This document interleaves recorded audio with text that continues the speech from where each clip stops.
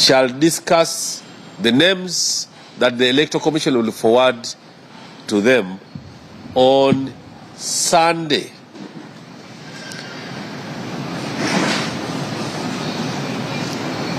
the 24th at 9 a.m. The members of the NRM caucus shall convene on the 24th May 2024 at 2 p.m. at State House Entebbe to receive the names recommended by SEC, because elections for Speaker will take place on Monday, the 25th. So all eligible members of NRM who wish to express interest for position of Speaker and Deputy Speaker are hereby informed that they should express interest to the Chairman NRM Electoral Commission, handwritten letter or typed with a CV, beginning today at the time of this press conference. Today we shall run up to 7, and again we shall start business tomorrow 8 up to 3 p.m. The names that shall have qualified or who have expressed interest will then be compiled and presented to SEC on Sunday, the 24th at 9 a.m. The names SEC will vet and approve will be sent to the caucus, which will sit on Sunday, the 24th at 2 p.m. at State House in Entebbe.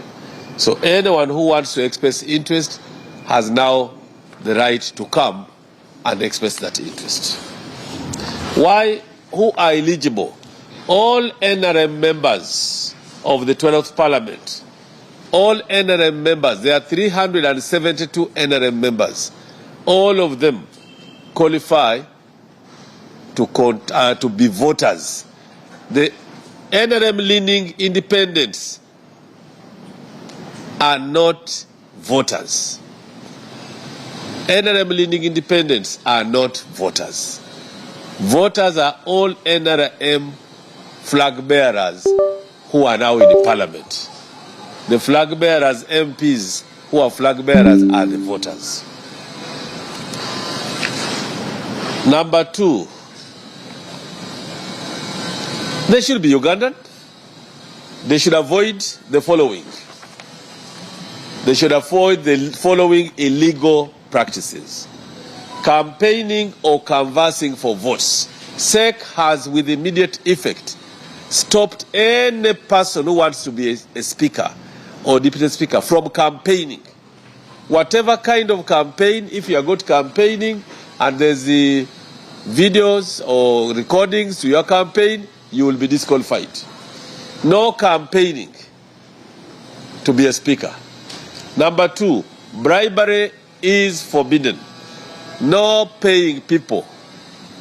No paying anyone any money. Even here, expression of interest, we have no money to pay. They are not going to pay money to express interest. It has been removed. Procuring ineligible persons to vote. If we go to Entebbe and you get people who are not supposed to be voters to vote for you, you will be crossed off. Say you bring independents who should be observers to vote for you, you will be disqualified. Publication of false statement about others. If you, for example, go and talk about someone that person is sick, that person died, that person withdrew without proof, you will be disqualified. Members are called upon to conduct themselves in a respectable manner and avoid unbecoming behavior like heckling, shouting throughout the electoral process. When we convene on Sunday, we shall issue very tight guidelines. You come to vote, you don't heckle, you leave people talk and you listen. For emphasis, the illegal practices as spelled out in the Parliamentary Elections Act apply. This was approved by SEC today for this election. I've been very clear. Any question? No question. Yes.